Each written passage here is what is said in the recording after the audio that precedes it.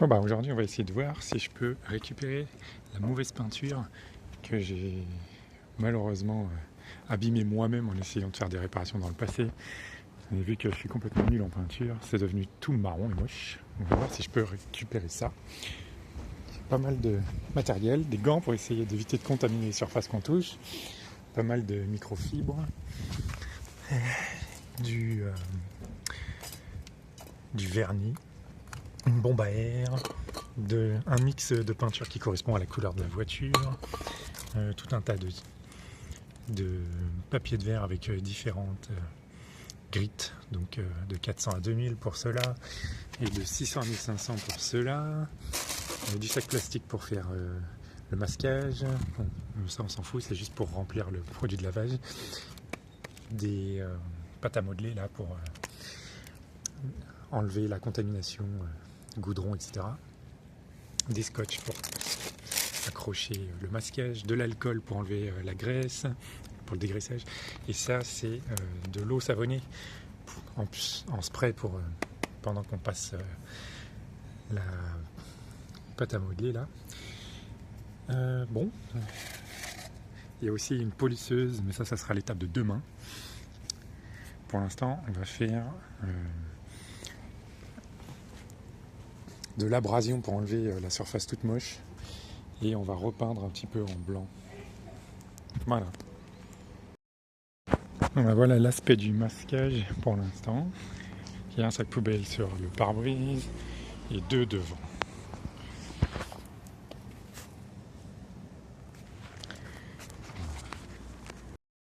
Bon, après 1 heure de ponçage au 600, j'ai l'impression que la peinture est toujours quand même assez irrégulière dans sa qualité,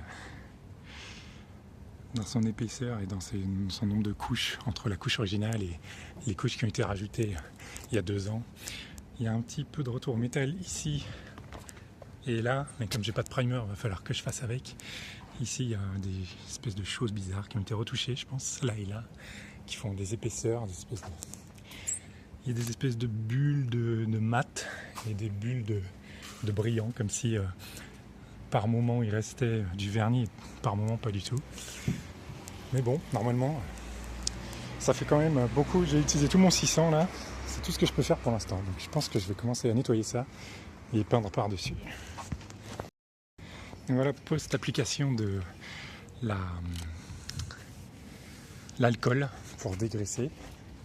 Donc à partir de maintenant, je vais mettre des gants pour plus toucher, justement. D'ailleurs, je viens de toucher un peu. Et ensuite, je vais essayer de bombarder un peu d'air comprimé dans les zones, sur les contours, pour pas qu'il y ait d'eau qui vienne goûter sur la peinture.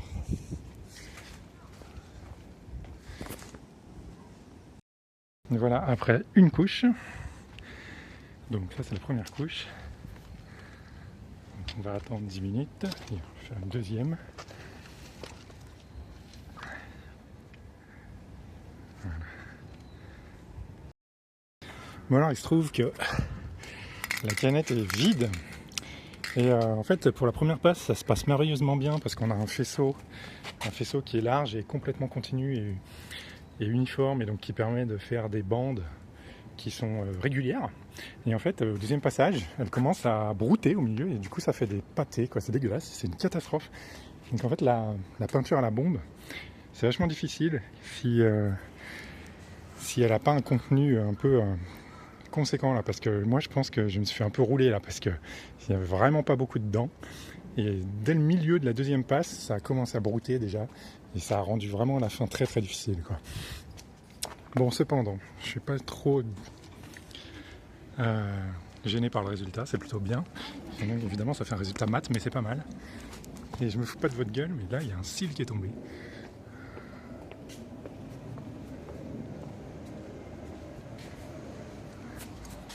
On va enlever ça avec une pince à épiler. Alors, petit indice, pour pas faire l'erreur, quand on met pas de masquage suffisamment loin du capot ou de la pièce que vous voulez refaire, il y a des petites éclaboussures de peinture qui viennent se mettre là, en l'occurrence sur le pare-brise. Donc ça, il va falloir l'enlever au diluant. Si vous n'avez pas de diluant, vous pouvez utiliser du white spirit ou du kérosène. Le kérosène, ça marche. Voilà, ça a l'air suffisamment sec. J'ai passé un petit coup de microfibre, celui que j'utilise d'habitude avec l'alcool. Et maintenant on va mettre la laque, le clear coat. C'est parti. Première couche de laque passée. On va attendre que ça sèche.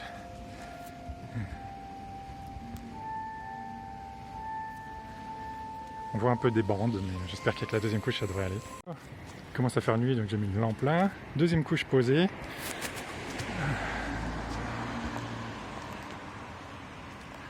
Évidemment, il y a pas mal d'effets peau d'orange. Ça, on s'y attend parce que la peinture en bombe, ça fait forcément de la peau d'orange. Mais du coup, c'est le concept de ce qui va devoir se passer demain avec l'orbitale et la polisseuse. Bon là, le résultat n'est pas trop dégueu.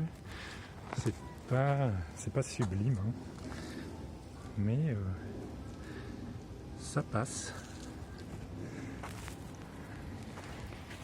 En tout cas, c'est vachement plus blanc. Donc c'est difficile de le voir au téléphone, mais à l'œil nu c'est quand même vachement plus uniforme et rajeuni, rafraîchi que l'aspect que ça avait au commencement, avant de démarrer l'opération. Donc je vais mettre une troisième couche de vernis pour voir s'il y a moyen de vider la canette. Voilà, on voit la peau d'orange là, vue de très très près. Donc demain on va passer ça à la polisseuse. Voire peut-être même en fait au papier de verre 1500. J'en ai un, je vais y aller très doucement à la main, puis on verra. Voilà le résultat après avoir vidé la bombe de vernis.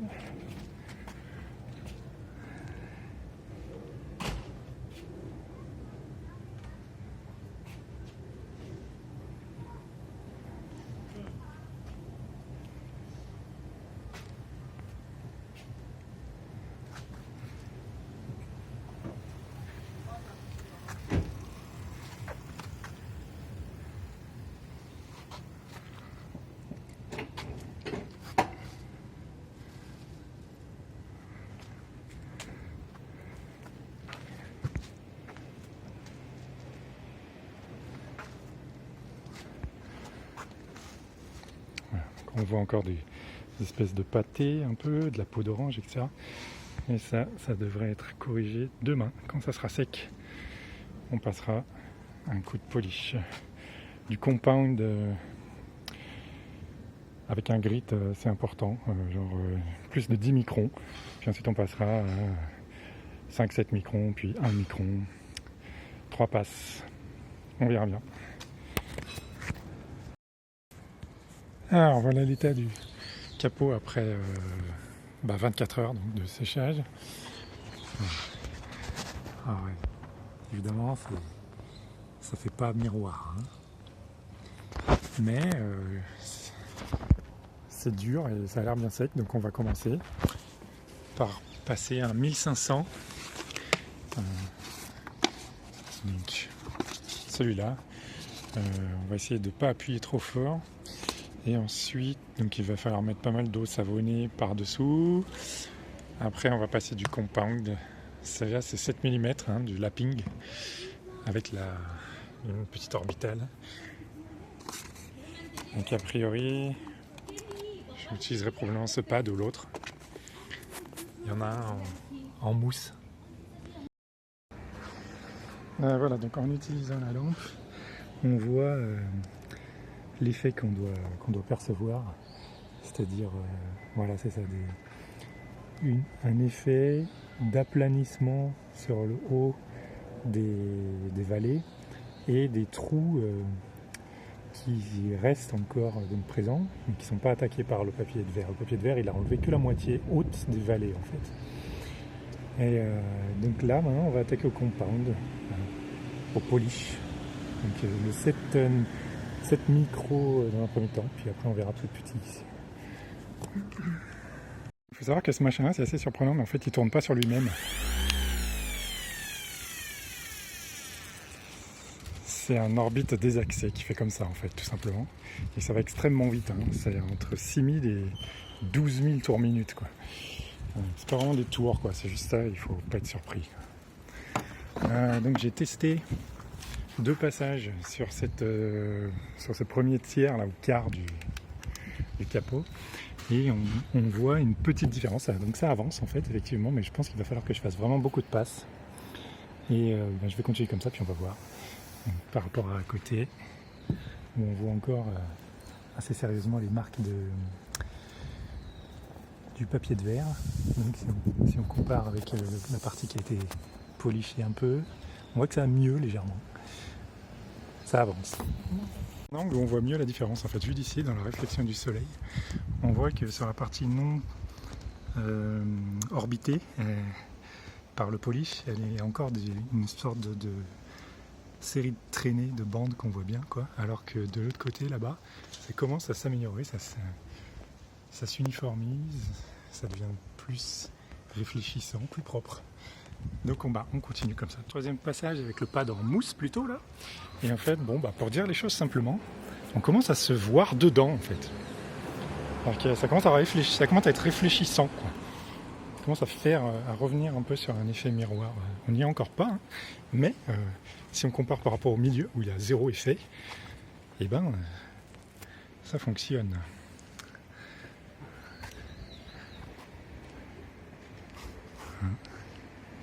Voilà, on continue. Ouais. Prévoyez des disques de rechange parce que si vous les changez au milieu et qu'il faut les tirer en les déscratchant, en fait, ces trucs-là, c'est absolument impossible à enlever. Le scratch est juste beaucoup trop fort et puis la mousse est beaucoup trop fragile, c'est impossible à détacher. Je sais pas s'il y a une méthode, une sorte d'astuce super intelligente que je connais pas, mais en tout cas en tirant dessus, on voit ce qui se passe, quoi. Bon, pour ce qui est du lustrage, le premier passage a donné quelque chose d'assez intéressant, c'est que c'est encore pas ça, mais on a quand même une certaine réflexion qui commence à se définir, quoi. C'est encore pas niveau usine, mais ça avance, ça fait quelque chose de raisonnable. Donc il y a de l'espoir. Donc suite au disque cassé de la dernière fois, j'ai racheté d'autres pads, des tampons de. Donc celui-là c'est un fin, ça c'est un moyen. Ensuite j'ai utilisé le plus agressif, c'est celui qui n'a pas de strie, c'est fait pour l'étape de gros. Et maintenant je suis passé à la mousse pour l'étape de finition. Donc, j'ai changé de type de lustreur parce que celui-là c'était le 7 microns, et du coup maintenant je suis passé à celui qui est venu qui est livré avec l'orbital. C'est un polisseur, c'est un polish, donc ça doit être beaucoup plus fin que 7 microns, mais c'est pas marqué la taille.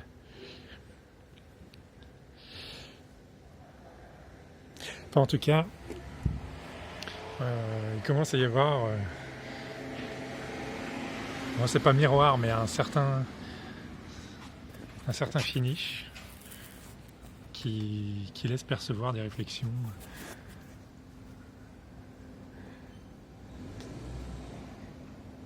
qui sont raisonnables, encore pas usine, mais en tout cas c'est vachement propre.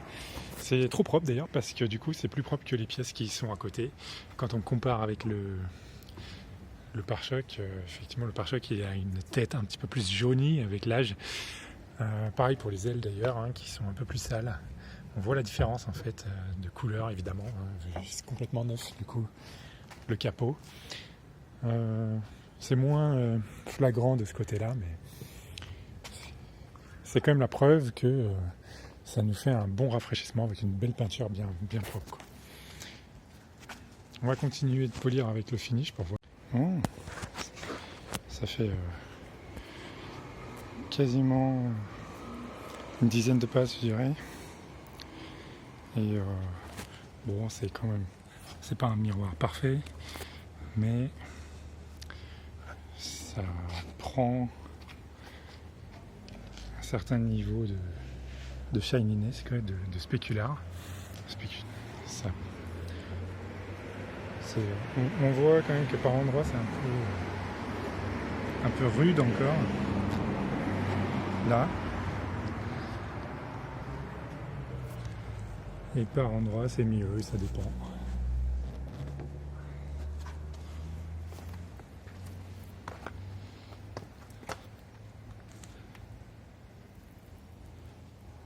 Voilà.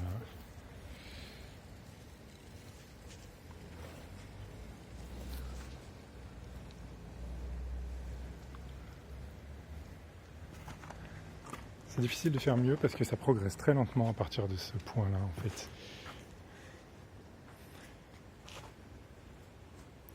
Je vais quand même continuer de faire encore. Je vais quand même essayer de passer encore une passe.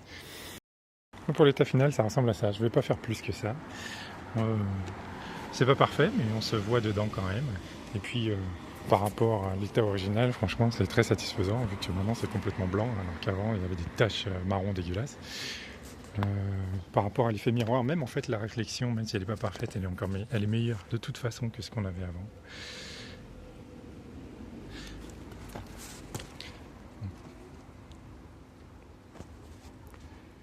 Donc, en ce qui me concerne, la prochaine fois, je ferai un tout petit peu plus de papier de verre si vous avez suivi, si ça veut vous inspirer, si vous voulez vous inspirer, je conseillerais d'être un tout petit peu plus insistant avec le 1500.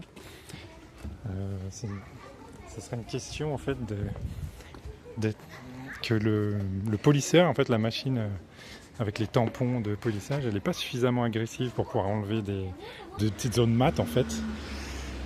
Donc moi comme j'avais peur parce que c'est de la peinture blanche, on n'a aucun feedback, on n'a aucun retour.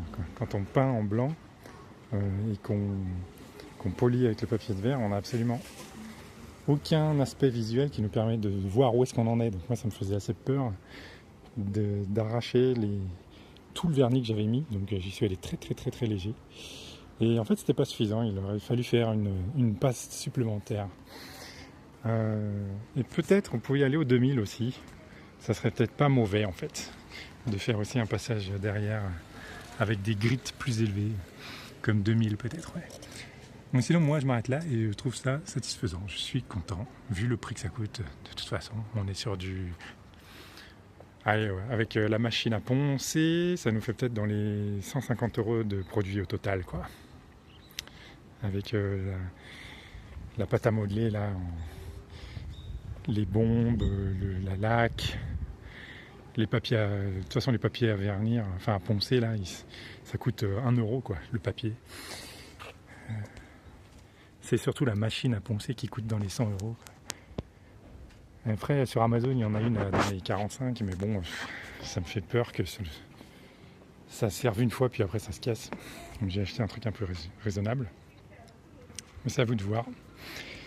En tout cas, à la main, à mon avis, c'est complètement inimaginable. Ça n'est pas la peine d'essayer de poncer avec du produit à polish à la main, quoi. Le truc, ça se fera jamais, quoi. J'ai déjà essayé plein de fois, mais ça n'a aucun résultat. Il faut vraiment une machine.